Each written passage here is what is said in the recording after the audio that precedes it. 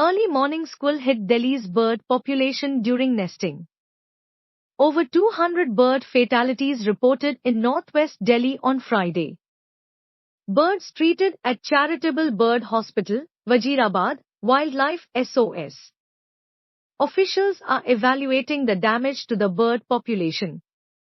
Storm destroyed nests, washed away birds, and crushed branches.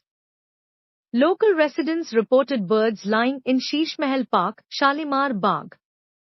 101 birds rescued from Sheesh Mahal Park, including kites and mine. Many birds, including parakeets and doves, transported for treatment. 139 birds rescued by Wildlife Rescue Center, 60 more injured. Injured birds include black kites, pigeons, crows, and sparrows. 10 birds treated at the Charitable Bird Hospital, more rescued.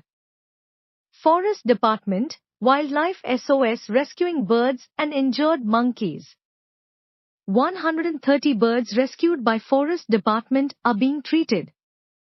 Fledgling and nestling birds mostly impacted by wind and rain. Some adult birds also injured and receiving medical treatment.